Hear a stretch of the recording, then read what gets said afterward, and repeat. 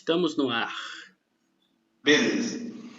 Aí então o finalzinho aí da questão da conversão. Beleza. Então, assim, não sei se vai ser o final, né? Mas vamos embora.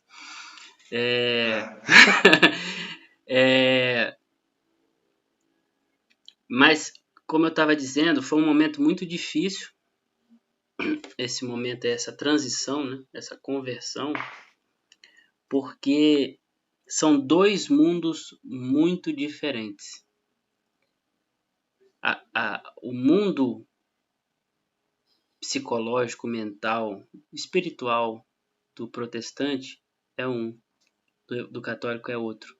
Assim, não estou falando que não exista um ponto de interseção. Existe, claro, né? São cristãos, etc e tal. Só que é uma cultura muito diferente. Mas muito. E quando você sai de uma igreja, quando você a sua vida inteira, 27 anos, fazendo parte de uma igreja, e você sai para se tornar católico, você perde todos os amigos. Quer dizer, não é que você perde assim, as pessoas passam a te odiar, não. Elas dizem, né? Se te encontram na rua, falam oi e tal. Não sei, às vezes não falam, mas às vezes falam oi e tal. Mas assim, ninguém vai na sua casa, ninguém te manda mensagem, ninguém quer saber mais de você, entendeu? E você, sobretudo, você não tem mais o convívio que você tinha. Você ia para a igreja, você conversava com as pessoas. Então, todos os seus amigos foram... todo o seu círculo de amizade foi feito ali, sua vida inteira. Aí vou eu para a igreja católica e eu não tenho esse círculo nem não tenho mais na igreja evangélica e não tenho na igreja católica. Estou chegando agora. Então, aquilo que o professor fala, né? A pessoa a fé de uma pessoa geralmente é a fé da infância.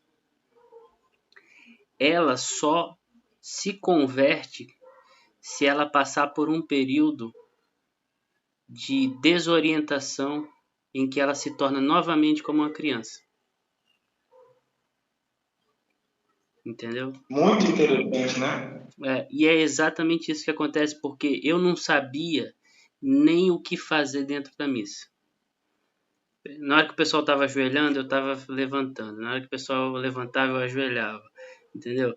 É o Mr. Bean lá, né? Tem um capítulo do Mr. Bean. É o Mr. Jeans. É isso. Eu não sabia. Eu estava igual uma criança quando ela está aprendendo as primeiras coisas do catolicismo. Né? Tem lá 3 anos de idade, a mãe fala, ó, levanta, faz isso, agora junta as mãos, né? Agora você tem que dizer isso, né? Nada disso eu sabia, então eu tinha que aprender tudo, assim, do mais básico, os cânticos, que o pessoal cantava, sei lá, até de olho fechado é fácil cantar, até de cabeça para baixo cantava os hinos, os cânticos católicos, eu não sabia nada. Sabia nada. O santo, quem era santo tal, santo não sei o que. Tal. Eu conheci assim, Santo Agostinho, Santo Tomás, né? Agora, Santa Baquita, Chiara e outros santos, mas eu não fazia nem ideia, nem. Enfim. Então eu passei por esse desnorteamento e é um desnorteamento psicológico também. Porque muitas coisas que você jurava de pé junto que eram verdade, você vai vendo que não é. Entendeu? Você falando isso, eu nem estava lembrando de uma música do Mick Jagger, né? Que é assim, Old Habits Die Hard. Então, assim, você se pegava assim, já querendo ser católico, mas com vários vícios protestantes, de pensamento, às vezes uma frase na cabeça, um negócio. Ó, muito. é uma coisa que você nunca deixa de ser. Quer ver? Assim, deixa eu tentar explicar, porque alguém pode ver isso, nossa, não sei o que, pode ficar escandalizado com o que eu vou falar. Mas o que você viveu, você carrega com você. O que você viveu, você carrega com você. Não tô falando que o que você acreditou você vai sempre acreditar. Não é isso que eu tô falando. Tô falando que toda aquela experiência de 27 anos que eu vivi ainda tá comigo. Entendeu? Muitas atitudes, muitos jeitos de se comportar. E daí, vamos dizer, a conversão no sentido bem amplo, ela é lenta. A pessoa vai se convertendo, vai se convertendo, vai se convertendo lentamente, né? Uma vez, né, eu era até evangélico ainda, eu li o padre Paulo Ricardo falando: tem 6 anos que eu sou padre, mas eu ainda estou me convertendo. Isso às vezes é escandaloso, né? Pode parecer escandaloso, mas se você pensar na conversão real, a conversão real não é você aderir a uma coisa. A conversão real é você se transformar realmente, na realidade, concretamente. Isso é se converter. Entendeu? Então, a conversão ela vai se dando às vezes aos poucos. Então, tem muita coisa que eu preciso melhorar. Tem muita coisa que eu preciso melhorar, né? Me converter mais. Entendeu? Por favor. Não, pode falar. Não, pra gente ir pro próximo tópico, eu ia pedir pra você contar aquela história da igrejinha, que daí era perto da sua casa e tal. Sim. Não, aí é uma outra parte da história muito interessante. Por exemplo, teve um momento muito... É porque você fala isso, eu lembro de 3 coisas pelo menos, né? Uma coisa, um momento decisivo. Um momento decisivo foi quando, a trabalho, eu fui mandado para Cachoeiro de Itapemirim, que é no interior do Espírito Santo. Eu ia ficar nesse lugar, nessa cidade do interior do Espírito Santo, uma semana trabalhando. Estava trabalhando para uma editora, eu ia vender livros escolares. Estava no início do ano, né? Antes de começar as aulas, então, os pais iam lá comprar. E eu ia ficar lá, sozinho, num hotel. Fiquei um hotel maravilhoso, café da manhã fantástico. Ia ficar lá. E aí, o que eu ia fazer? Aí eu pensei, não. Aí eu pesquisei e tal, as igrejas que tinham lá. Aí eu descobri uma tal de Matriz Velha. Matriz Velha. E tinha a Matriz Atual, que é, acho que é Catedral de São Pedro, alguma coisa assim. Então eu falei, eu vou conhecer esses lugares, eu vou frequentar a missa. Porque até então eu não estava frequentando a missa. Eu falei, eu vou lá ver como é que é isso, né? E daí eu sabia que essa viagem ia ser importante. Aí eu fui. Aí fui saí do trabalho, né? Saí do trabalho assim lá pelas 4 horas da tarde e me dirigia à tal da Matriz Velha, uma igreja barroca, toda forrada de madeira, tudo dentro dela é madeira, a madeira escura, né? Muito bonita, muito bonita. É mais simples, é bonita, pequena e simples, mas é muito bonita. Aí essas igrejas assim, eu nem sei quando ela foi fundada, eu teria que pesquisar, mas pelo jeito é antiga pra caramba. Aí eu sei o seguinte, que quando eu cheguei lá estava fechada a igreja, mas tinha uma pessoa lá, responsável lá, eu conversei com a pessoa, falei que eu queria rezar um pouco. Aí a pessoa abriu, me deixou entrar. Cara, foi assim uma coisa fantástica. Eu pisei dentro da igreja, é como se eu tivesse trocado de mundo. É uma coisa assim absurda, assim, é fantástico. Aquele silêncio, aquela paz e uma sensação em mim tão boa, tão agradável, mas uma sensação ao mesmo tempo que suave e ardente. Não sei se eu estou conseguindo me explicar, né? Tá. É suave porque não é agitada, é tranquila, é serena, mas tinha como uma chama que ardia ali no...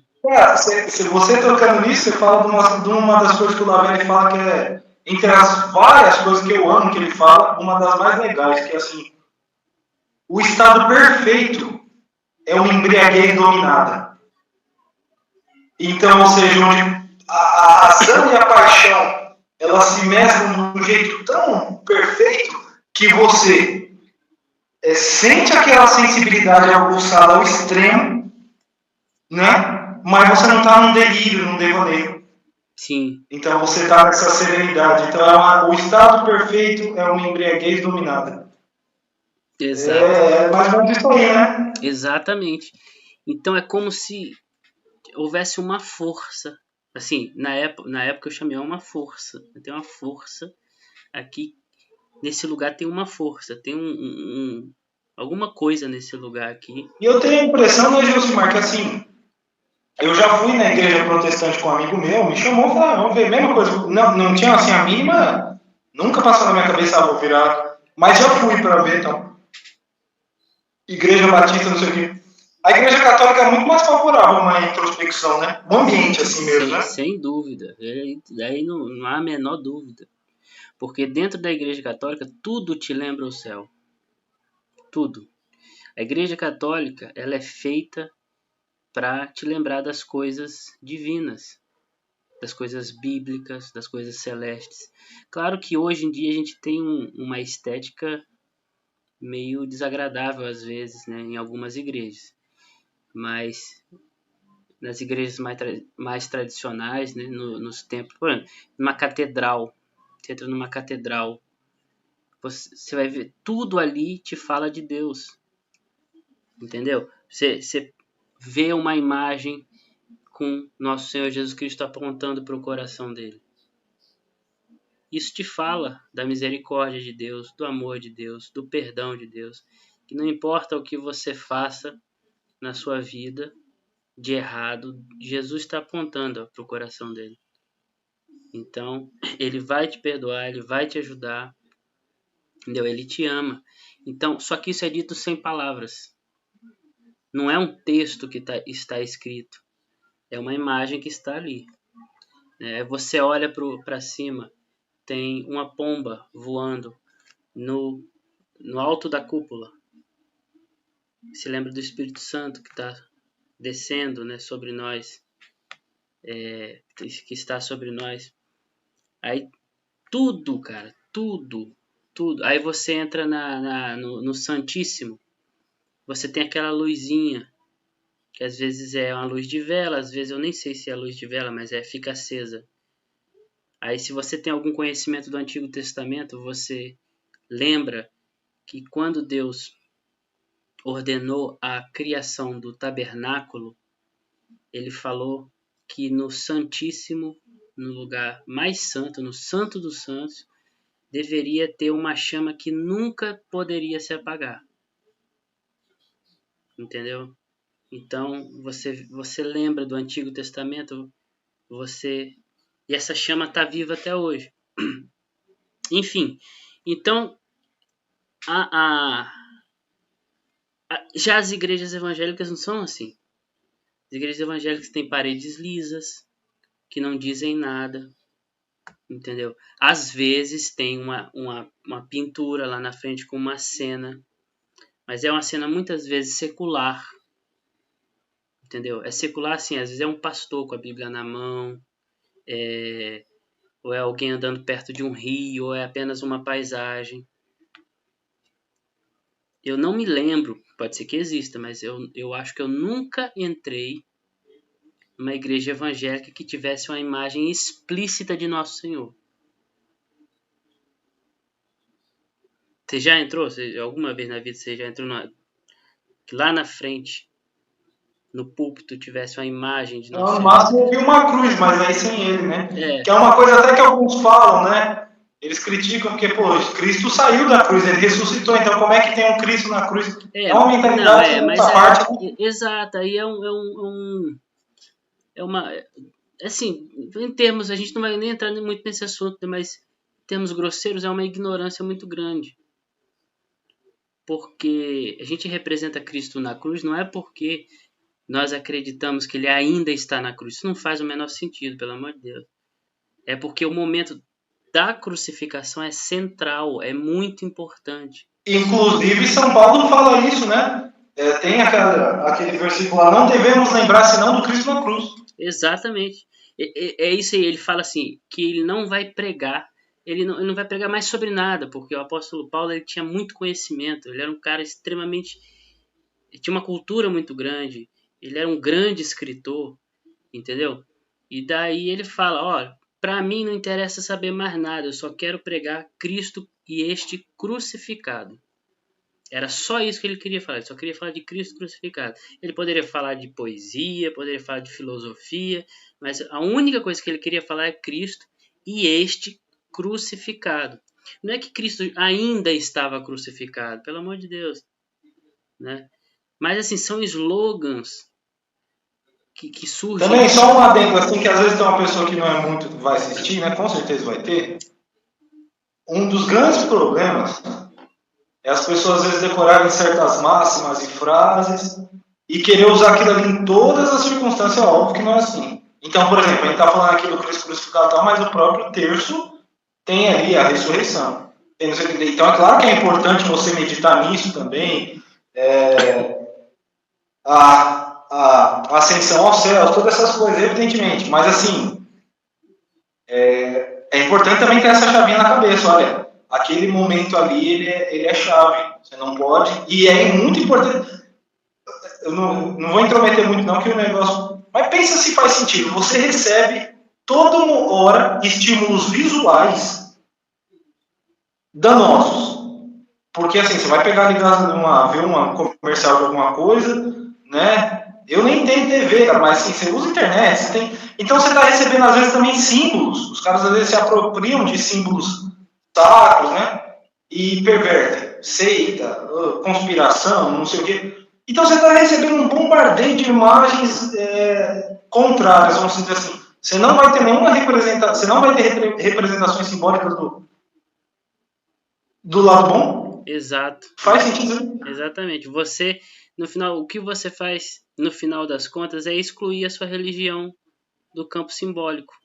Só o que sobra é o simbolismo do mundo moderno, é o simbolismo dos globalistas. É só isso que sobra. Por quê? Porque você não gosta de representar, né, a sua religião com símbolos.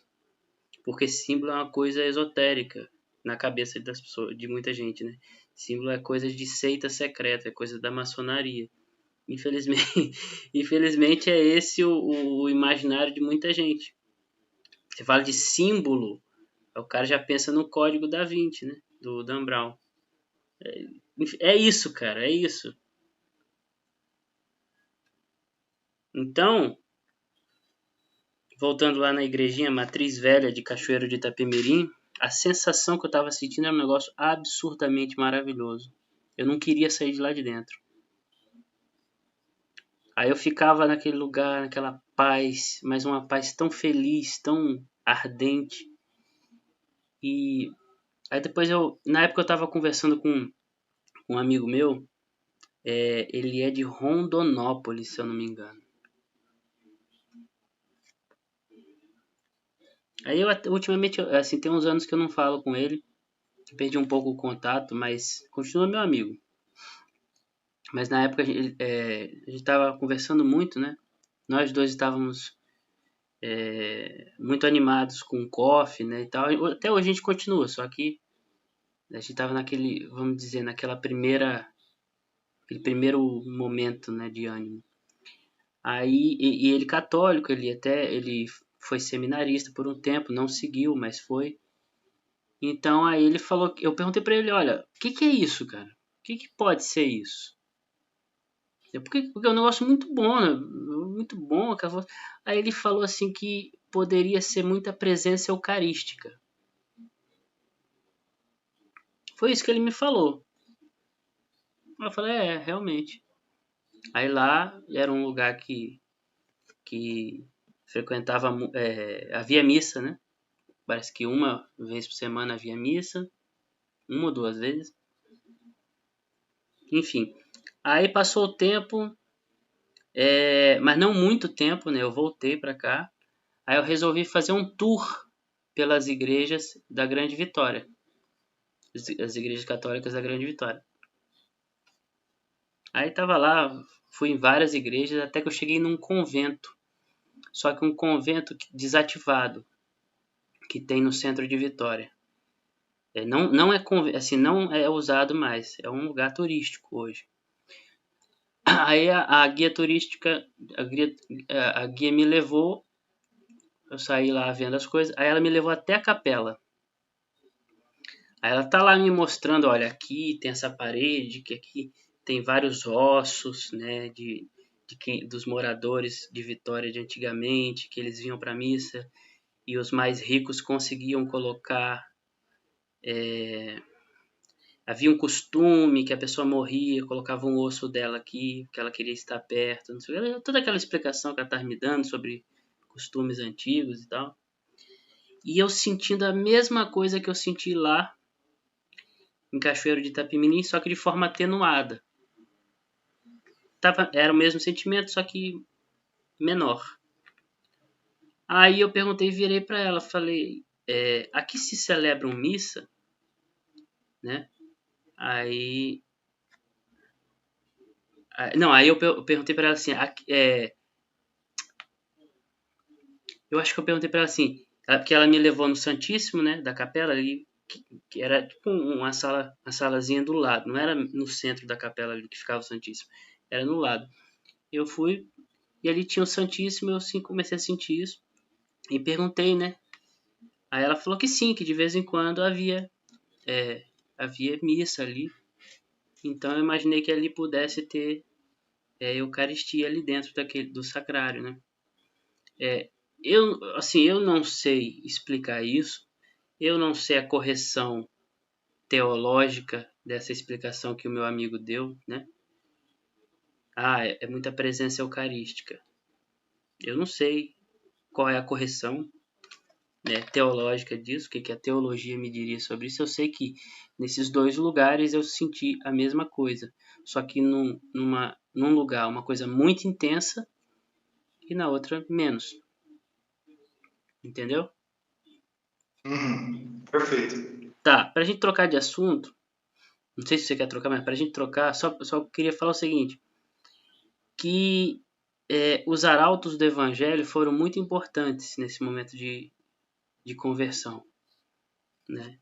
Hoje eu perdi completamente o contato, não tenho contato com eles mais, mas eu fui a uma missa em que eles estavam celebrando, eu achei um negócio fantástico, maravilhoso, entendeu?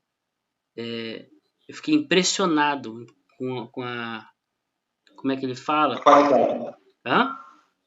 A qualidade da execução. Com a qualidade, mas eles fazem uma aclamação de Nossa Senhora que eu achei ao mesmo tempo fiquei maravilhado, ao mesmo tempo que eu comecei a refletir muito. Que eles entram com a imagem de Nossa Senhora, levam até lá à frente, e lá na frente eles fazem uma aclamação, mas uma aclamação efusiva, forte, né?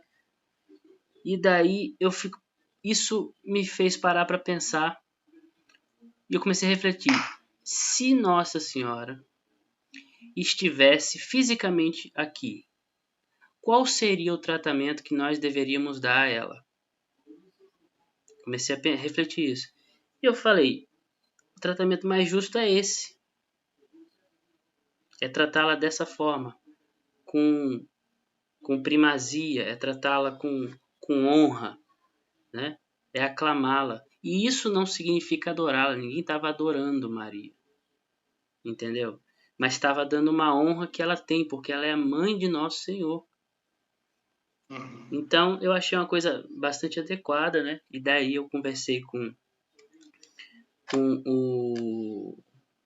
um dos terciários, que se tornou depois meu catequista, e os arautos estavam se reunindo aqui na casa do ex-prefeito, né, que ele já é falecido, né? Foi prefeito há bastante tempo atrás, e eles conseguiram esse lugar aqui, estavam celebrando missa aqui. E era 5 minutos da minha casa, eu ia a pé, estava sempre frequentando, isso aí foi muito importante.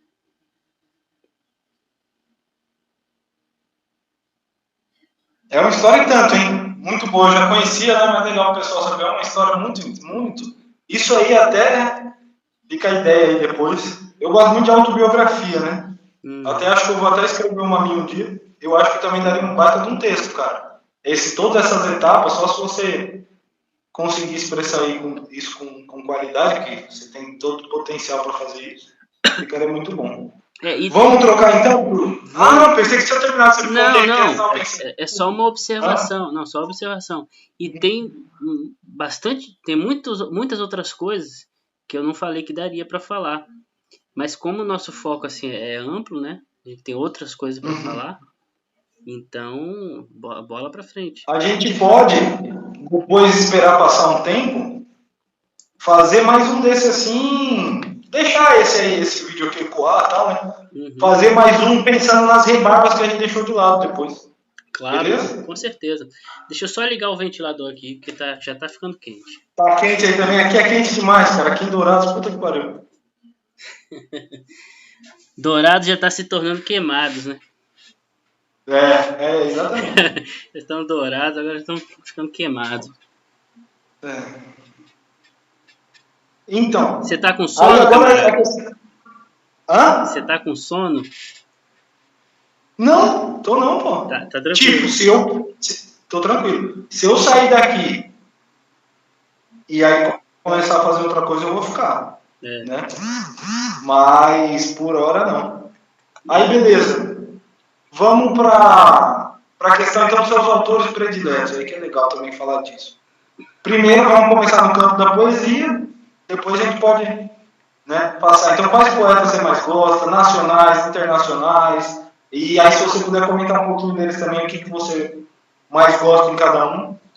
Cara, pra mim essa é a pergunta mais difícil de responder. Das que você me fez, essa é a mais difícil. Porque, por exemplo, quando eu estava descobrindo a poesia, quando eu estava assim, lá pelos meus 13, 14 anos, eu estava praticando, igual eu comentei mais cedo, eu lia, eu gostava demais de Álvares de Azevedo. Eu lia, relia, imitava a Lira dos 20 anos. Entendeu? Aquela atmosfera assim, meio sombria, né? Ao mesmo tempo que vaga, romântica, aquela coisa ali me encantava demais. Eu lembro que eu falava para um amigo meu que era bem mais velho, eu falava, cara, Álvares de Azevedo é o melhor poeta do mundo. Mas eu falava assim, não é força de expressão, eu achava que ele era o melhor poeta do mundo, mas porque meu mundo cultural era isso, né? Muito bom. Álvares de Azevedo é o melhor poeta do mundo. Agora você veja que interessante, né? Você falando isso aí. Porque hoje em dia você coloca outra coisa, uma ressalva. Não necessariamente o que você falar aqui significa que vai ser definitivo, porque eu não sei você, mas essas coisas estão em movimento, né? Com certeza. Então, assim, não. Amanhã depois, hoje o Gilcimar, quem é os pais prioridades do Gilcimar? Não, aqui é hoje são esses. O Elliot fala, né, que tem na poesia, pensando aí no âmbito como as pessoas em geral veem a poesia. Ela é uma bolsa de valores. Os poetas estão subindo e descendo o tempo todo. E na nossa experiência pessoal também é assim, né? É verdade. Também, claro, tem aqueles mais fixos, evidentemente. Sim. Né? Que é aquele cara que mais tem uns que flutuam. Tem um que às vezes sobe, às vezes desce, é impressionante. O próprio Álvares de Azevedo, para mim, eu já não consigo reler com tanta alegria a Lira dos 20 anos. E pensando assim, pessoalmente, como você acha que é a influência dele? Assim, tipo, uma coisa para você, mas vamos colocar assim, na história da literatura, você é um cara, que peso você dá mais ou menos assim? Não, ele é importante pela época em que ele viveu, mas ele não, se fizer um top 10, ele não tá no top 10. Ele não é top 10. Nacional. Se fizer um top 10 nacional, ele não tá no top 10. Ele morreu muito cedo. Ele morreu com 20 anos. Ia fazer 21, parece. Né? Aí faleceu e ele pôde desenvolver pouco a poesia dele. Se ele vivesse mais, ele certamente ia se tornar um dos grandes gênios da nossa poesia. Isso aí porque com 20 anos ele estava escrevendo numa qualidade muito grande, né? Aquela poesia, a poesia da Lira dos 20 anos, para um poeta de 20 anos, é uma coisa muito grande. Ele era um... Mas assim, como ele teve pouco tempo, ele não se desenvolveu tanto. Agora, aí você pega outros poetas, por exemplo, um Bruno Tolentino, que faleceu com 60 e poucos, né? Que teve muito mais tempo de desenvolver a poesia dele. É claro que o Bruno Tolentino vai ser muito melhor. O Álvaro de Azevedo não se compara. Enfim, infelizmente está bem abaixo, né? Então, a questão do Álvaro de Azevedo é uma coisa assim, subjetiva minha, né? Foi um autor que me cativou muito. Era isso aí que eu queria que você chegasse, porque também o Elliot fala um negócio que eu falei, cara, ele tá com a razão. O Elliot fala o seguinte, olha, eu desconfiaria muito do gosto de uma pessoa por poesia se essa pessoa não tiver nos poetas que ele mais gosta um poeta menor, um poeta de menor importância. Por quê? Eu pensaria que ele é só um estudante consciencioso. Então, falam que esse aqui é melhor, e aí ele pega muito nessa coisa de que, assim, o gosto que você vai se enfiar é o seu. Não significa, ele não está subjetivando a beleza, essas coisas, não. Né? Mas não adianta você querer fingir que o seu gosto é o outro, certo? Que senão vai virar aquele negócio da roupa do rei, que é horrível. Um rapaz até aqui no canal, ele falou para mim, olha, eu não consigo gostar de poesia, cara. Eu leio filosofia, eu leio outras coisas, eu gosto muito. Bruno Tolentino, eu tentei ler a Balada do Cárcere, eu quase morri de tédio. Então. Mas isso me machuca, porque eu vejo tanta gente sábia, né? Que gosta muito de poesia, exaltando. Então, assim, eu queria entender, o que você me dá de conselho? Eu falei, olha, cara, primeiramente, parabéns pela sinceridade. Porque não é uma coisa muito confortável você ver uma coisa que todo mundo fala que é bom, né? E tudo mais. Talvez, vai saber, pode ser até que não seja uma coisa para você. Quem sabe? É possível, não é impossível. Embora eu acho que todo mundo tenha uma abertura beleza, né? Mas às vezes essa abertura se manifesta mais na música, ou no romance, ou no... Mas assim, aí dei algumas dicas para ele lá, mas eu achei isso muito legal, porque às vezes começa também essa moda de assim, só falar o que todo mundo fala que é bom, e não sei o quê. E outra coisa, a nossa experiência individual é diferente. Então, às vezes, assim, igual uma coisa que o Lavelli fala, a verdade ela é uma para todos. Só que cada um traz uma revelação dessa verdade, cada indivíduo vai mostrar um aspecto.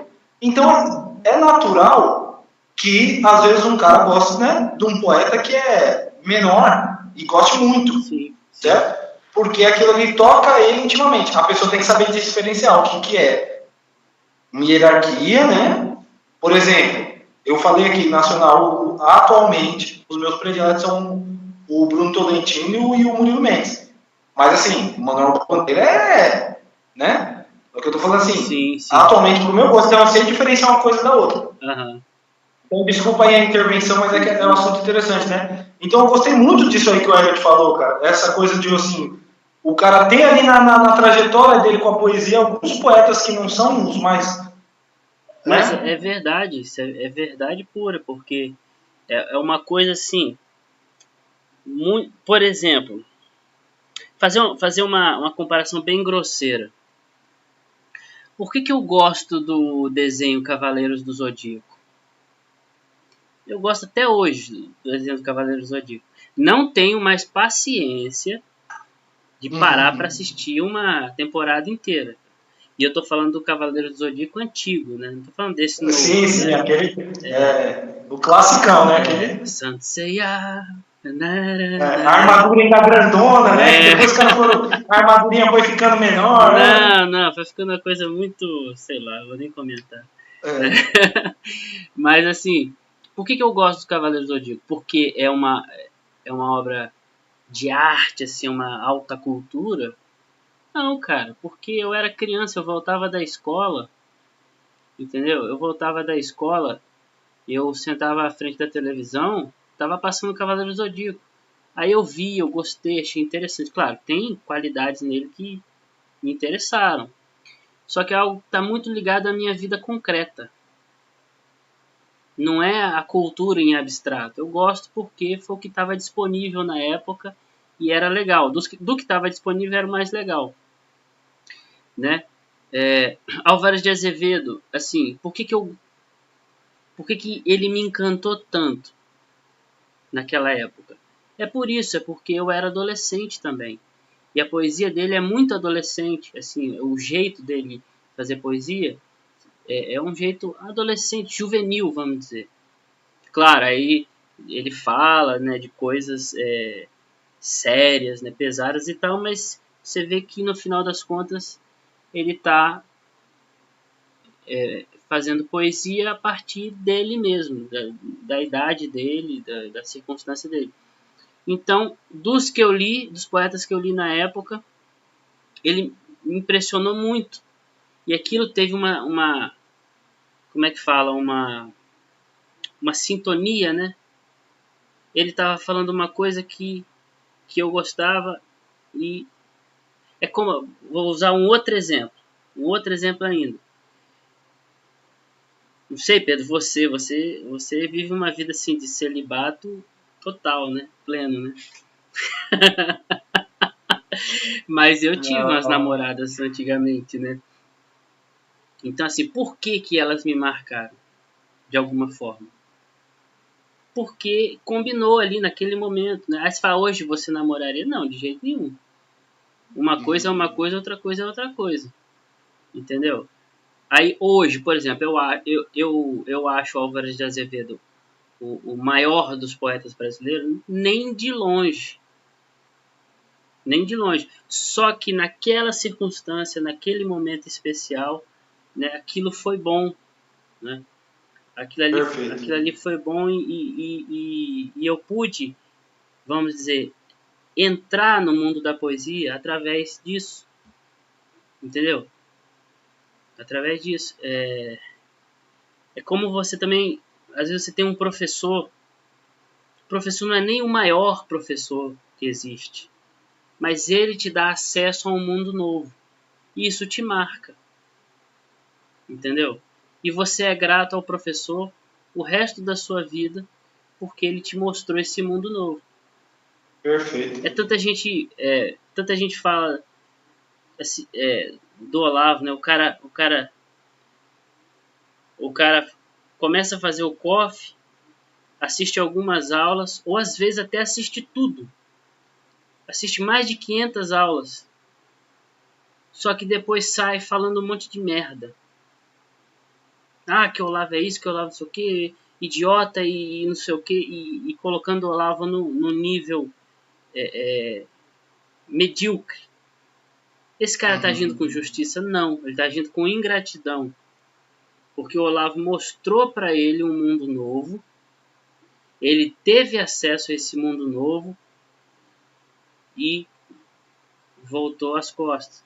Ah, mas o Olavo não é o gênio. Não, a gente não está falando de ser gênio, de deixar de ser gênio. Ele está falando da gratidão que a pessoa tem que ter a alguém que mostra um mundo novo para a pessoa. Eu acho o Olavo... E pior ainda que é um gênio, né? Isso que eu ia falar. Não é que o Olavo não seja, ele Já é um entendi o gênio. ponto. Ele é. Entendeu? Mas eu tô falando assim, ainda que a pessoa acredite hoje que não é, ela, pelo menos ela deveria ser grata por ele ter, né, aberto esse mundo para a pessoa, esse mundo novo. Então foi o que o Álvaro de Azevedo fez para mim, né? Muito de poesia foi o Álvaro de Azevedo que me mostrou. Assim, mas o que ele mais fez foi me inspirar o espírito poético, né? Ainda que a técnica dele não seja uma coisa extraordinária, né? Ele me inspirou o desejo de fazer poesia, de versificar, enfim. Então é uma coisa assim, uma experiência minha, subjetiva, entendeu? Que, Perfeito. claro, outras pessoas podem ter tido também, muitas outras pessoas podem ter lido Álvaro de Azevedo e gostado. Então é um subjetivismo compartilhado, vamos dizer assim. Mas aí, Perfeito. você pode falar, se queria falar alguma coisa? Não, eu só quero pincelar depois, você falou a questão dos 20 anos, vai rápido, essa questão de dar poesia, porque até às vezes algumas pessoas, eu estava conversando com o rapaz esses dias, às vezes algumas pessoas fazem uma confusão, que ela falava assim, só abre a boca depois dos 40 anos, dá esse conselho e tal, né? E beleza, um conselho muito legal. Só que eles confundem um pouco isso aí, né? Porque, por exemplo, assim, o Olavo mesmo falava, e não é a única pessoa, para a poesia, por exemplo, o auge, ele diz, né, é dos 20 aos 40, certo? E, então, todas essas regras, esses conceitos, essas informações assim, eu acho muito legal fazer o que com elas? Não tomar aquilo como, não, é isso aqui, não, é você guardar e deixar em suspenso como uma janelinha a mais, entendeu? Então, por exemplo, porque claro que vai ter poeta mais velho, mas até muita coisa percebe que às vezes o poeta mais velho ele corre o risco dele só ficar numa diluição, né? Repetindo aquilo ali que ele fazia antes, só que cada vez com menos vigor, porque falta inspiração, falta aquele ardor. É difícil o cara ou se reinventar ou continuar executando a mesma coisa no mesmo nível, né? Depois de já ter esgotado as imagens, as ideias, as experiências que ele passou do interno para o externo, da impressão para a expressão, assim. Mas então é legal pensar nisso que eu estava vendo, né? Cecília Meirelles publicou o primeiro com 16 anos. Augusto Frederico Schmidt com 22. Aí você pega poetas assim, o Pushkin, muita gente considera maior da Rússia, certo? Não estou enganado, morreu com 32 ou 36 anos. Então as experiências, e se eu for falar, eu já vi isso, eu já fiz uma lista, então é muito... O Rimbaud escreveu com 18 anos. O Casimiro de Abreu também. Aí é o que eu falo, entra a regra também, que eu tô falando assim, guardar como uma janelinha. Por quê? Cada experiência é uma. Então, às vezes, você pega um cara igual o Jorge Luiz Borges, né? O Borges, ele traduziu... Rapaz, agora eu esqueci o que ele traduziu, que deu um branco. Mas ele tinha ali 9 anos de idade, pô. Porque, assim, ele é argentino, mas a família é muito descendentes ingleses, né? Então ele conviveu muito com as duas línguas. Ele falou que até o Dom Quixote, ele leu primeiro em inglês, e quando ele foi ler espanhol, ele teve a sensação que era uma má tradução, vamos dizer. Porque, você vai entender. Mas, assim, é claro que um cara desse ele vai ser precoce em algumas... Mas então só essa pinceladinha, porque às vezes as pessoas têm que saber separar, né? Como é que o cara está publicando um livro com 25 anos, um exemplo? Né? Aluno do Olavo ainda. Né? Sim. Não, calma, que cada coisa é uma coisa. E assim, tem um ponto importante, é que são domínios diferentes, a poesia e a filosofia. São domínios diferentes, assim, claro, são atividades afins, né? Mas uma coisa é ser poeta, outra coisa é ser filósofo. Às vezes o poeta é também filósofo, né? Ou pelo menos ele tem uma cosmovisão abrangente, né? O Bruno Tolentino não era filósofo, mas tinha uma cosmovisão fantástica, imensa, né? Mas enfim, são duas atividades diferentes. O filósofo, ele só passa a ter uma filosofia depois que ele viveu muito, porque ele passa a ser capaz de comparar o conteúdo do que ele leu com a experiência da vida dele, mas não é uma experiência da vida dele, é o conjunto da existência dele, entendeu? Então ele passa a ter uma interpretação, ele passa a ter uma filosofia a respeito da vida dele. O poeta não precisa dessa abrangência toda. O poeta ele pode perceber um aspecto da realidade, um fato, né? Uma experiência, e escrever poesia a respeito dessa experiência. Entendeu? Então, assim, então, o poeta ele tem que saber expressar uma experiência particular de maneira praticamente perfeita. Eu vou virar aqui por causa da bateria, tá? Tá, não, beleza. Deixa assim mesmo, não tem problema. vai ficar estranho aí, mas... Carregou um pouquinho, você desvira, se for o caso.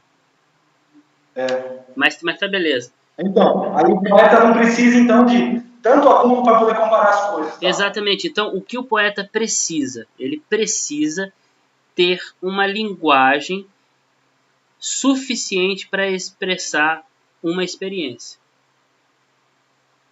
Entendeu? É claro, quanto mais ele ampliar a linguagem, quanto mais ele ampliar a experiência de vida, melhor poeta vai ser. Só que aos 25 anos, aos 20 anos, já é possível ter uma linguagem suficiente para expressar alguma experiência, principalmente se o cara teve uma boa educação. Né?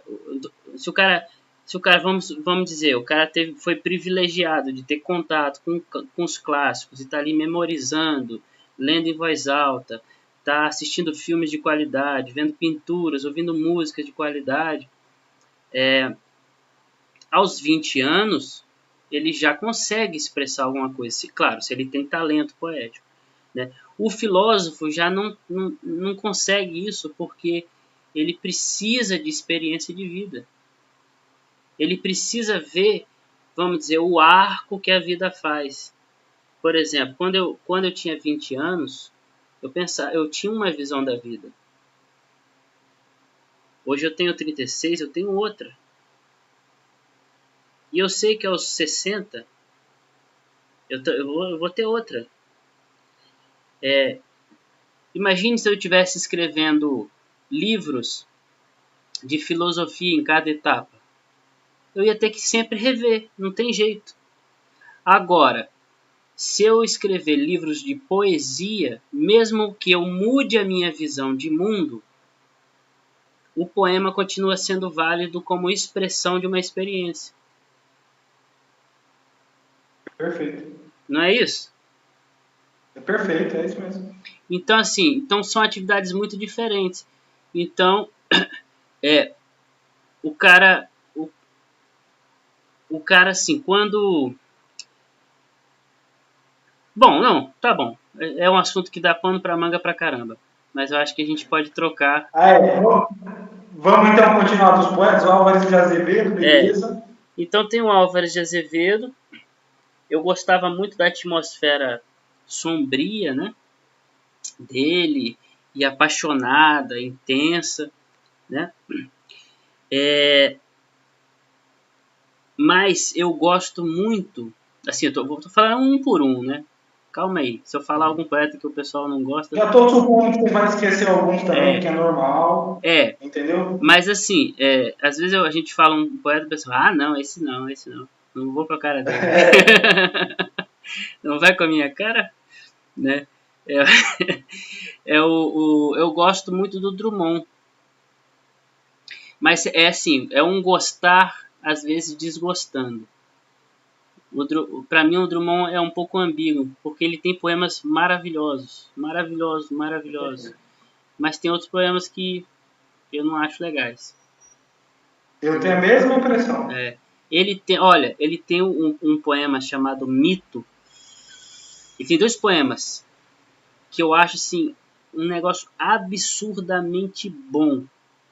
É o poema Mito, ou O Mito, né? Mas acho que é Mito, em que ele fala de uma mulher. Ele vai falando de uma mulher, que ele está apaixonado por uma mulher, e ele vai criando um mito da mulher. Entendeu? Ele vai admirando tanto ela, que ele vai transformando a mulher em um mito. E é um negócio de uma beleza incrível. E tem um outro também, que é o Caso do Vestido. Se eu não me engano, é esse o título. Mas em que ele vai contando, também é um poema, os 2 são poemas longos. Ele vai contando a história de uma família, e daí o marido, né, se encanta por uma mulher da rua e quer se relacionar com ela. E aí, enfim, ele coloca ali no poema experiências tão humilhantes para a mulher, que a mulher aceita. Só que aí quando você pensa assim, aí tem um momento que o cara vai embora. foge com a mulher lá. E deixa a esposa sozinha com os filhos. Aí ele volta, e quando você pensa que a mulher vai dar um pé na bunda dele, a mulher não fala nada, recebe, como se nada tivesse acontecido, né? E aí o final do poema, assim, o poema inteiro na verdade é ela contando para os filhos, porque os filhos perguntam, não, por que aquele vestido tá ali, mãe? Aí ela conta o caso do vestido, entendeu? Cara, mas é um poema de você chorar, um poema pungente, é um negócio assim, é triste pra caramba, né? Você vê o que a mulher passou, mas ao mesmo tempo é muito bonito, né? Pela forma que o Drummond deu. Então, assim, o Drummond é assim, um poeta que eu estou sempre lendo, assim, eu sempre volto e leio um pouco, né? Sempre volto. Ó, um outro livro dele que eu acho maravilhoso é Boitempo. Boitempo já é um livro bem grande, né? E é um livro que ele conta coisas da infância dele. Cara, eu penso muito na minha infância quando eu estou lendo esse livro, porque ele cita elementos assim da infância dele e eu lembro de elementos da minha. Entendeu? E você acha que é uma identificação de vocês, por exemplo, ou é questão da infância em geral? Ou um pouco dos dois? Talvez. Cara, é difícil essa resposta. Mas assim, talvez seja uma analogia muito forte entre as infâncias do passado, porque hoje as infâncias do presente não são mais assim.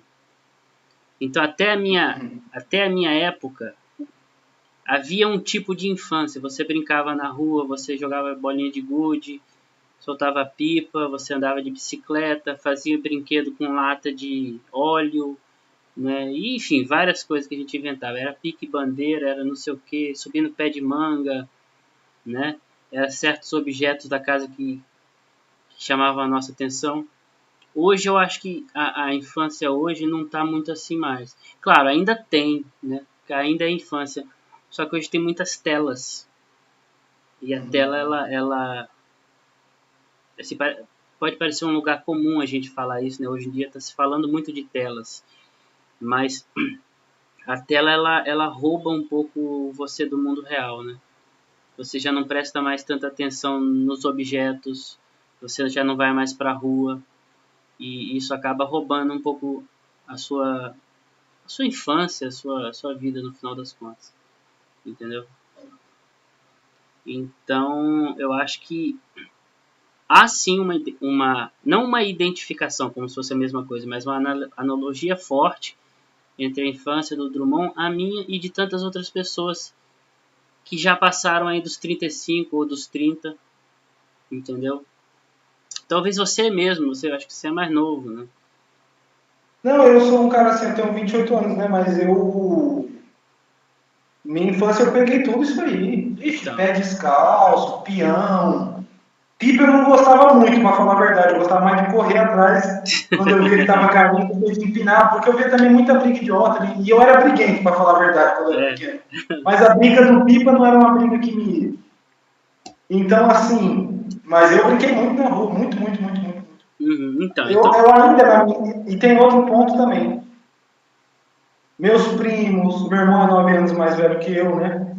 Meu primo, que é assim, um grande herói na minha vida, 12 anos mais velho que eu, morreu já, inclusive. Então, eu cresci assim no meio de gente mais velha também. Então, além de que na minha época ainda tinha muito, por exemplo, você falou de Cavaleiro Zodíaco, você não interrompi porque é uma coisa, uma informação banal, né? Mas eu lembro de eu me matando para ver se funcionava a TV para eu conseguir assistir um episódio. Então, assim, para você ver como que quando eu era pequeno, esse negócio de TV e não sei o que era muito pouco ainda. Você vê um filme com imagem. Isso também, outra hora da gente conversar. É um baita de um assunto, assim, o lado bom e o lado ruim da gente ter as coisas muito disponíveis, né? Por exemplo, uma coisa que a gente perdeu hoje em dia, praticamente não dá você ter aquela sensação de ouvir uma música maravilhosa e não saber quando você vai poder ter aquilo de novo. E de repente, às vezes, ela vem no instalo. Isso não existe mais. sim. Entendeu? Se você quiser, você põe lá no YouTube. Então, assim, né? Mudou muito, cara.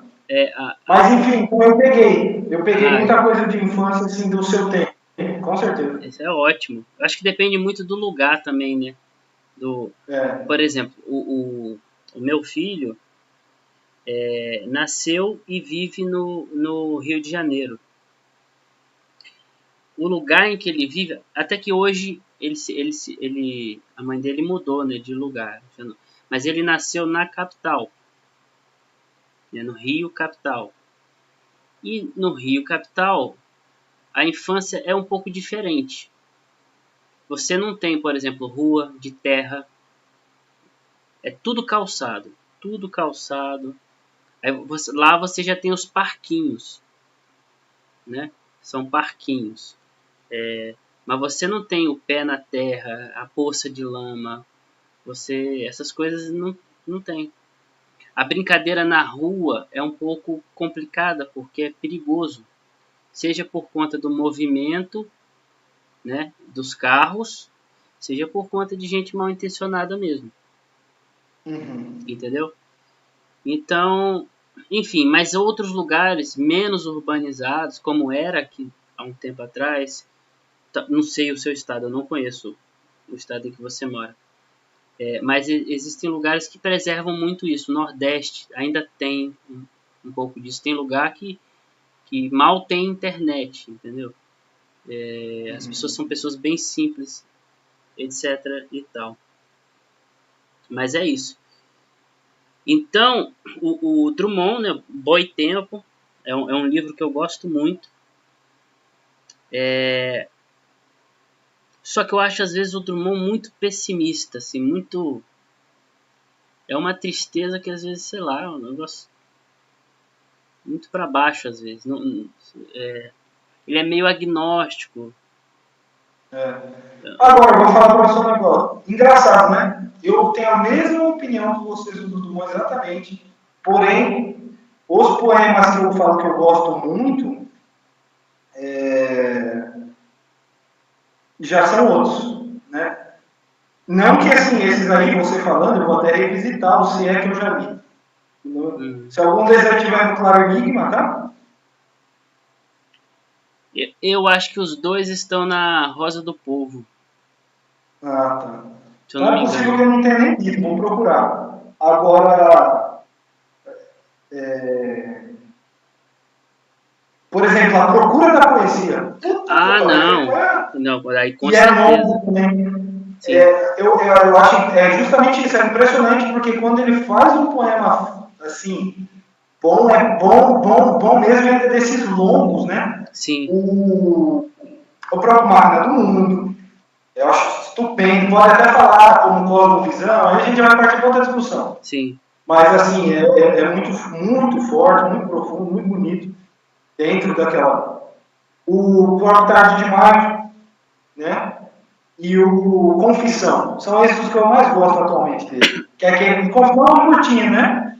Não amei nada, salva aquele pássaro azul, vinha assim, azul e doido, né? Coisa. Então eu acho muito comovente também. E ele, quando dá certo, só que eu também acho que é um poema. Fazendo uma comparação, seria mais ou menos assim: um Maradona, um Ronaldinho Gaúcho da vida, né? Tem aquele cara que ele joga sempre bem, e tem aquele cara que às vezes ele rebenta, que é uma coisa assim fora do comum, e às vezes, né? Que são esses aí. Seria uma contraposição, sei lá, um Kaká, que era mais constante, mas menos nível. O Manuel Bandeira é uma espécie de Pelé, né? É o cara que cara, é impressionante. É impressionante que ele sempre, tudo que ele escreveu, isso aí eu estou repetindo o que outras pessoas já disseram, inclusive o Bruno Tolentino. Tudo o que o Manuel Bandeira escreveu é excelente. Eu não posso falar, mas uma vez eu estava vendo uma aula do Bernardo Souto, sabe? Estava vendo um vídeo dele, e o Bandeira é o poeta predileto dele, né? E ele disse, ele falou, ó, o contexto era assim, ele falou, ó, a gente tem que parar com esse negócio de que nunca vai poder criticar uma coisa numa pessoa, tal, um poeta. Então, Manuel Bandeira é o meu poeta predileto e tal, mas tem um livro dele lá que é uma besteira de chua. Eu não sei que livro é esse. Mas ele falou o nome do livro, mas não lembro. Não, Então ele disse que tem um lá que é uma bobagem, mas ele ama o Bandeira. Né? Sim, sim. Não, mas tem um aí eu não livro, conheço. o Manuel Bandeira, é porque assim, o Manuel Bandeira, ele é o que aconteceu na vida dele é um negócio raro, porque ele conseguiu durante toda a vida se renovar a própria poesia. Então ele escreveu desde a juventude até o final da vida dele poemas de altíssimo nível. E assim, ele praticou todas as formas, inclusive a forma concretista. Talvez talvez seja essa, né? Que ele pegou o ideário concretista e quis praticar, só que claro, ele deixou de lado depois. Ele deu uma travada, você ouviu direitinho? Ouvi, deixou de lado depois, foi um É, isso mesmo, então ele praticou até esse tipo de poesia e depois seguiu em frente, né? Bola pra frente. Entendeu? Cara, isso é um negócio que me espantou muito, muito mesmo, né? O Bruno Tolentino falava que ele é um poeta perfeito, né? Sim. É um tradutor assim também que eu não sei se tem o melhor, se praticamente é uma coisa espantosa, né? Agora, você quer ver? Eu estava lendo Porção, no 10 anos aqui tem o livro do Porção 10 anos tem um que é um sábado de loucura e poesia, é sobre o Manuel Bandeira. Uhum.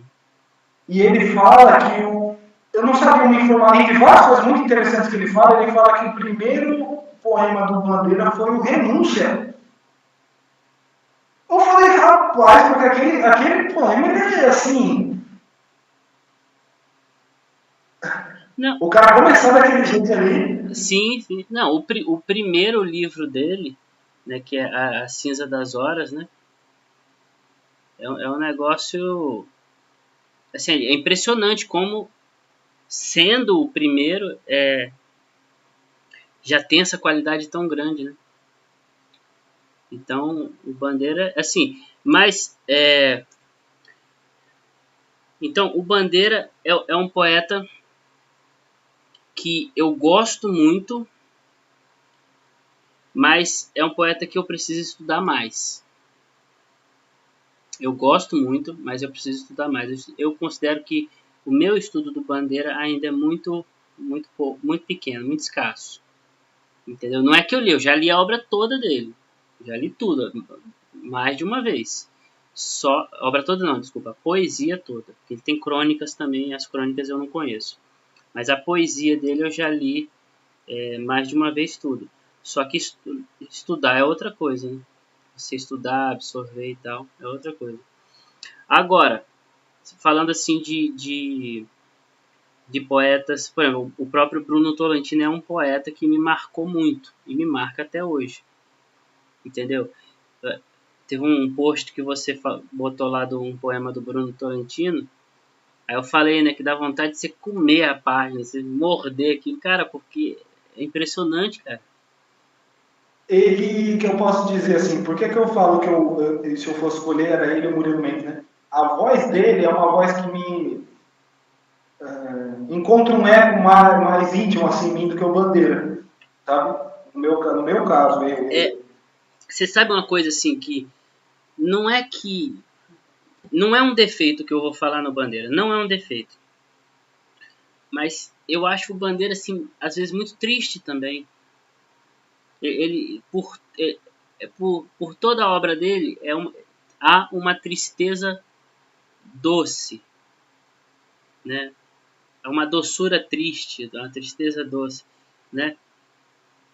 Mas eu estou falando que isso não é um defeito. Não estou falando que é defeito, né? Mas com certos poetas você se identifica mais, com outros menos, né? A questão da personalidade.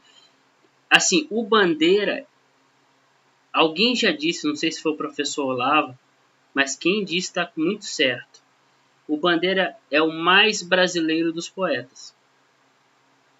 É onde as coisas brasileiras, o espírito brasileiro mais aparece.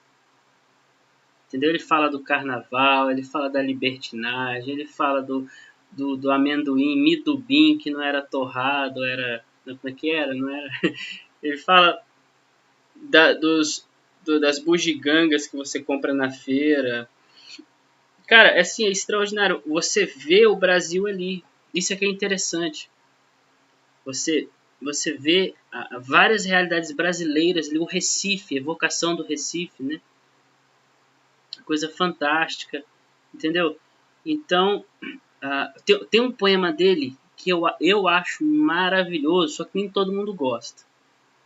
Porque é um poema escrito em verso livre. Verso livre e verso branco. Ou seja, não tem rima e nem métrica fixa. Então a musicalidade dele é muito sutil, só que as imagens são absurdamente maravilhosas. E a força também do poema. É um poema que ele E sabe dedica. que é um estilo de poema que eu gosto muito também, sabia? Verso livre, às vezes poema sem rima. Então, eu gosto de todos os tipos, cara. Não tem. Eu acho que o verso livre ele passa uma emoção muito própria, assim, Sim, que não tem no rimado. Assim, eu gosto muito dos dois, não estou dizendo que eu gosto mais de um ou de outro, mas é importante que tenha essa particularidade, sabe? sim. Se alguém me perguntasse assim, o poeta ele tem que buscar o quê? É o verso livre ou o verso metrificado? Eu falo, o poeta tem que buscar a beleza. E ele pode lançar mão do que ele quiser para alcançar a beleza, seja do verso metrificado, seja do verso livre. O que interessa na poesia é a beleza, é expressar as impressões de forma bela. A forma que você vai usar não interessa. Interessa se você vai alcançar a beleza ou não. Entendeu? Então, o poema que eu estou falando do Manuel Bandeira é o A Virgem Maria. É um poema que ele dedica a Nossa Senhora. Aí eu não vou lembrar assim, o texto certinho no momento, mas ele fala que veio o cobrador de impostos, veio o leiteiro, veio todo mundo cobrando, né? Mas aí ele não fala assim, vieram cobrando. Eles falam que eles cavaram com as unhas, né, com a boca, a cova dele. Aí quando fizeram a cova dele, jogaram ele lá dentro. E aí quando jogaram ele lá dentro, jogaram terra por cima. Só que lá do fundo da treva, né, onde ele estava, ele ouvia uma vozinha dizer, a vozinha da Virgem Maria, que ainda existe luz lá fora. Entendeu? Lindo, hein? É um estado de depressão. Imagina a pessoa que entra em depressão. É isso que ela sente. É todo mundo enterrando ela, jogando ela numa cova. E é cobrança, é ofensa, é um monte de coisa. Jogando ela dentro de uma cova, jogando terra por cima. Mas aí existe a vozinha da Virgem Maria dizendo que ainda tem luz lá fora. Ou seja, ainda tem uma esperança. Ainda, né? Só que, assim, é de uma beleza tão grande e é de uma beleza simples. Você não tem palavras rebuscadas, você não tem construções complexas, entendeu? Mas você tem poesia. Você tem muita poesia aí.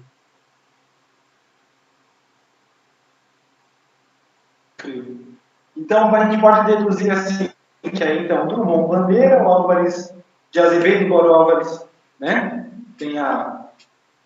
era mais uma coisa subjetiva, você entende que baixou um pouco, Bruno Tolentino, né? É. Com certeza, quem mais? Tem o Olavo Bilac.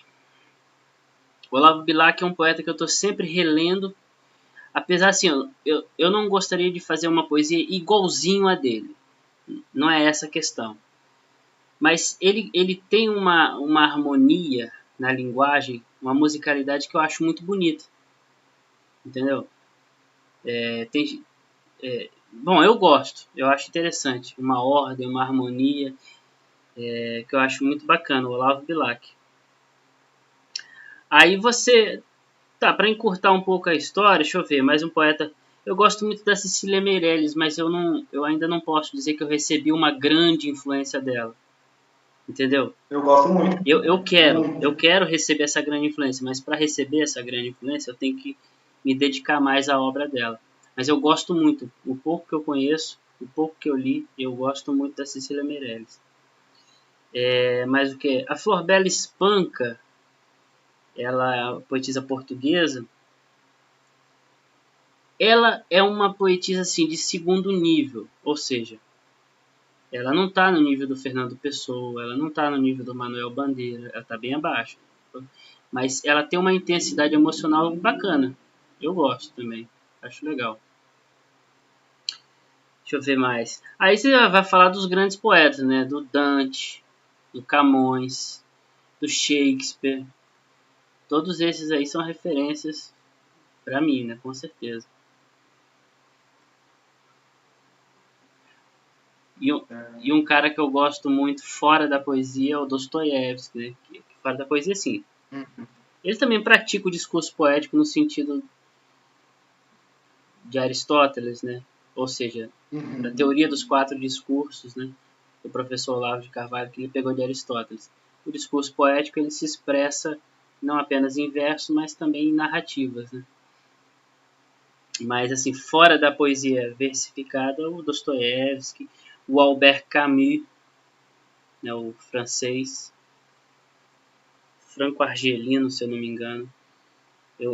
Apesar dele ter sido ateu, mas eu acho muito interessante a atmosfera, sei lá, mental, psicológica das obras dele. Entendeu? Eu só li o Estrangeiro, cara. Ele é muito, muito bacana. A Peste, ele escreveu inspirado no nazismo, né? No nazismo. Só que, claro, não é um movimento político que é a peste, é uma doença que aparece lá. Mas dizem aí que ele escreveu inspirado no nazismo. Mas enfim, o Albert Camus, deixa eu ver mais quem. Poetas que me encantaram muito quando eu era mais novo, que me encantam até hoje, mas tem um tempinho que eu não leio, mas marcaram muito. Foi o Racine, o Corneille e o Molière. Esse trio aí do Renascimento francês. Eles escreviam tragédias, né? O Molière também escrevia comédia. Então é uma galera sensacional também, muito boa. Muito bom. Eu vou fazer um comentário, uma coisa interessante, né? Quando a gente vai pensar em poeta de outra língua, né? Eu estava lendo um dos Hans nesses dias, de ensaios, chama assim A Música na Noite e Outros Ensaios, né? Aí olha que coisa interessante que ele fala, cara. Ele diz que o Edgar Allan Poe é um poeta vulgar. Tem muitas coisas ali, seja sonoramente, principalmente sonoramente, na verdade. Uhum. Só que os caras na França, ele inspirou pra caramba o Baudelaire e tal, eles não conseguem perceber essa vulgaridade por causa da sutileza do idioma. Então o pessoal da França tem a impressão de que estão sendo injustos com o Edgar Allan Poe, o julgamento que daí os britânicos fazem. Então eu achei isso muito interessante para você ver, né? Então ainda tem essa nuance que assim, mesmo se o cara dominar pra caramba o inglês ou dominar pra caramba o francês, ainda tem essa sutileza aí que são quase que intransponíveis mesmo, né? Exatamente. É que é muito difícil, pelo menos, você... Talvez um Bruno Tolentino da vida consiga, né? Tipo assim, no inglês, no francês, a mesma coisa, mas é muito difícil, né? É difícil. Tem coisa que só um nativo mesmo percebe, né? Ou pelo menos uma pessoa que tem muita experiência naquela...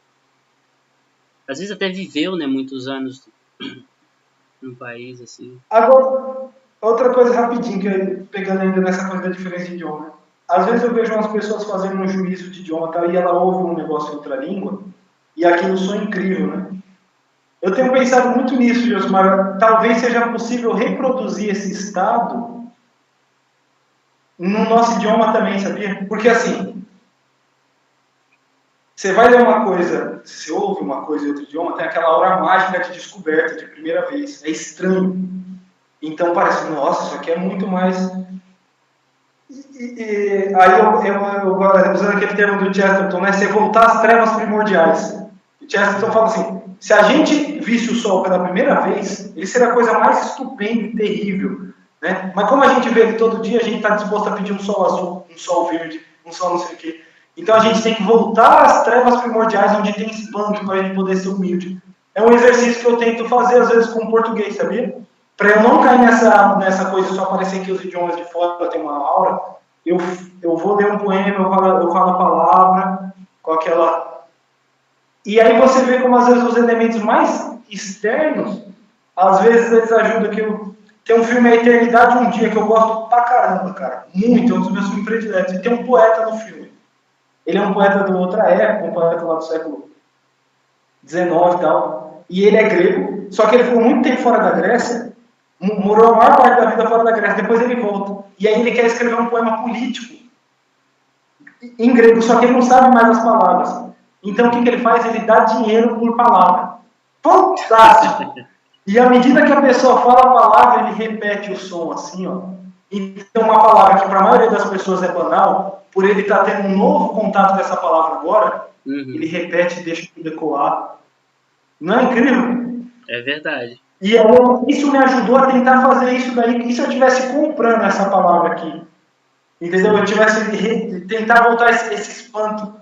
Isso eu acho que é fundamental para a leitura. No final das contas, a gente tem que tentar escrever poema caro, né? As palavras que estão no poema tem que ser palavras caras, né? Cada palavra ela tem um valor muito alto, entendeu? E é legal essa história, né? De comprar palavras, né? É isso mesmo. Aquilo que para a maioria das pessoas ali já não tinha valor nenhum, né? Porque sim, corriqueiro, virou.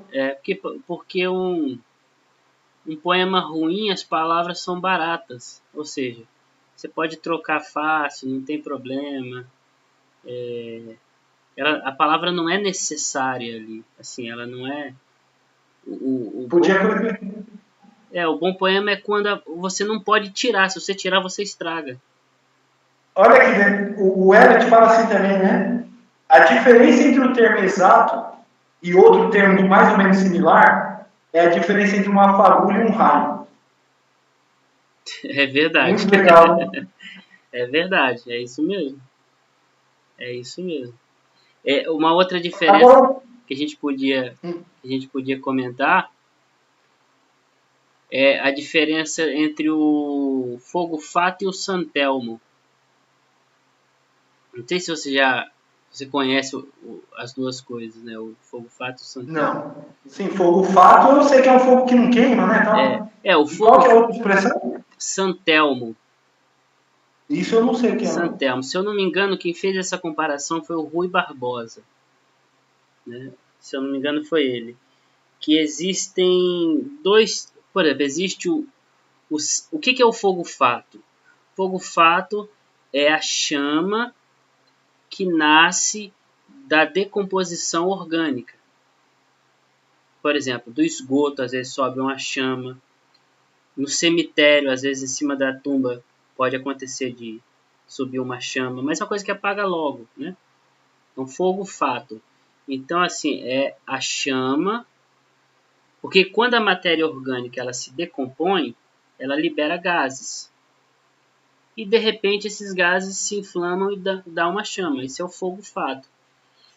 Agora, o santelmo é o fogo causado pela eletricidade no topo do mastro de um navio no meio do oceano.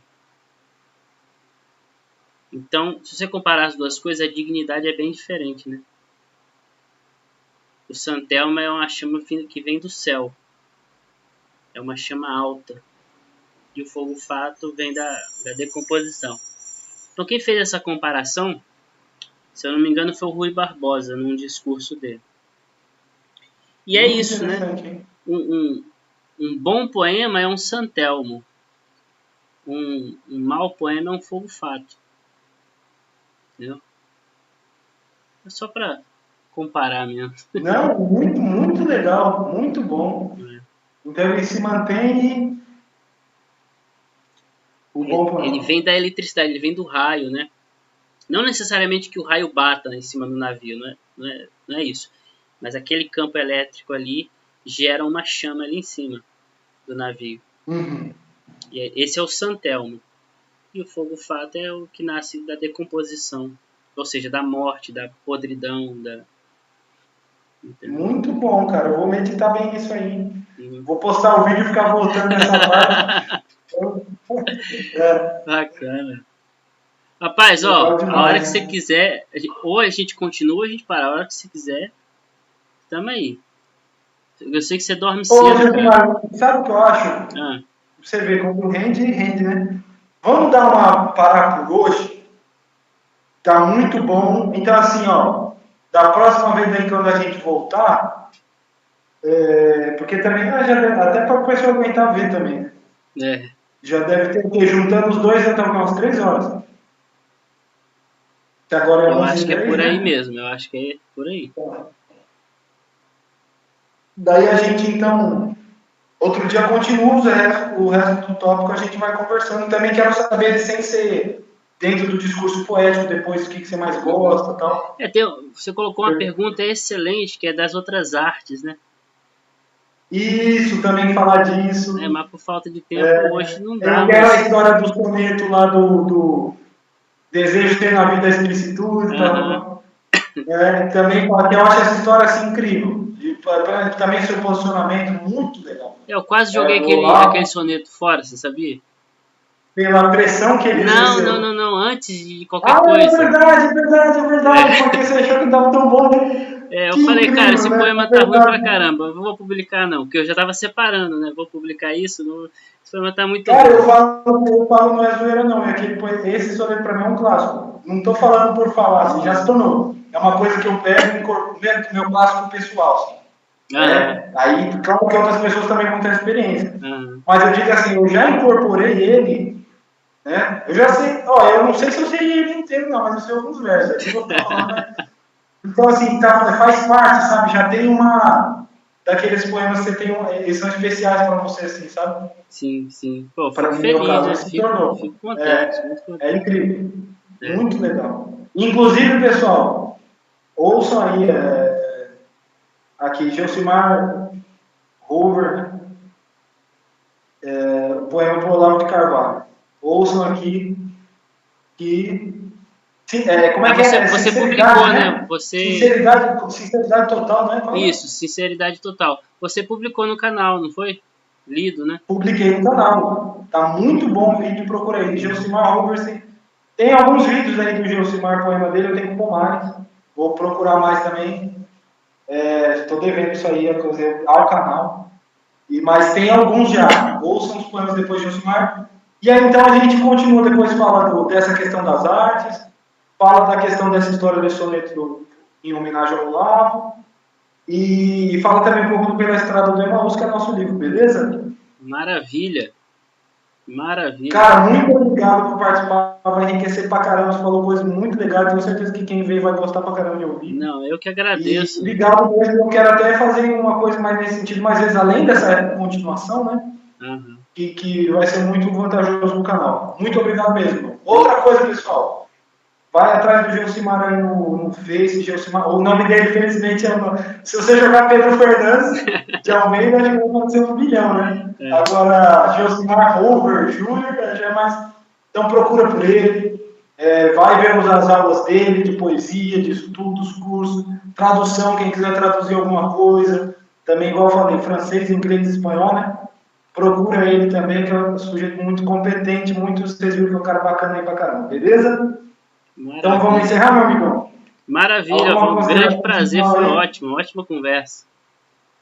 Muito bom. Maravilha, obrigadão. Grande abraço, Valeu, fica com Deus. fique com Deus. Vou tirar aqui, hein? Beleza, eu vou encerrar.